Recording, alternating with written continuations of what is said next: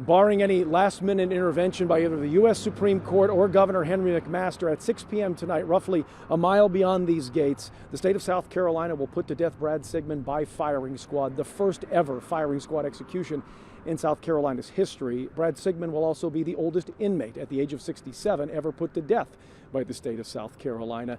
His legal team has tried multiple times to halt this execution, saying it didn't need to come to this.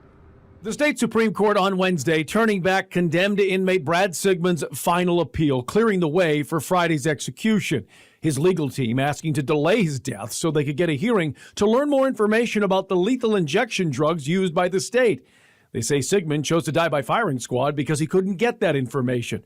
Those details, though, protected by a shield law that keeps the process secret, including the drug supplier. They are the law of South Carolina. They have passed every question, the constitutionality and everything else. At this point, Governor McMaster is the only person who can stop the execution by firing squad. No governor in this state has stopped an execution since the death penalty was restarted in 1976.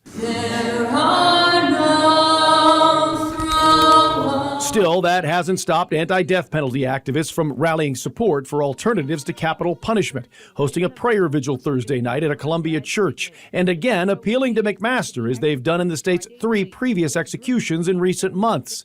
A group also delivering thousands of petitions to the governor's office Thursday morning, asking him to halt the execution. And we are prayerful that he will grant clemency to Brad Sigmund, especially because we believe that the firing squad is extremely gruesome. Brad Sigmund, now 67, was convicted of a horrifying crime: the 2001 baseball bat beating deaths of his ex-girlfriend's parents at their Greenville County home.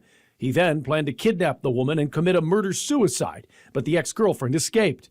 Sigmund will be strapped to a chair in the state's death chamber at 6 p.m. Friday, a target placed over his heart and a hood over his head. 3 shooters with live ammo will fire from 15 feet away. The bullets will break apart on impact, virtually killing him instantly. Court filings show Sigmund chose this method because he believed his death by lethal injection would be torture. Autopsies from inmates Marion Bowman and Richard Moore showed a large amount of fluid in their lungs, suggesting they could have struggled to breathe.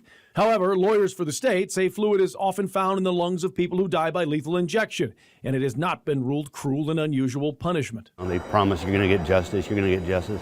Nobody gets justice at the end of this cycle, you know. It's just a terrible thing. Sigmund has appealed to the governor for clemency in this case, asking instead for a life sentence in prison. His attorneys say he is a model prisoner who's trusted by prison officials. Any decision, either way, is expected just moments before that scheduled 6 p.m. execution. In Columbia, I'm Brian McConkey.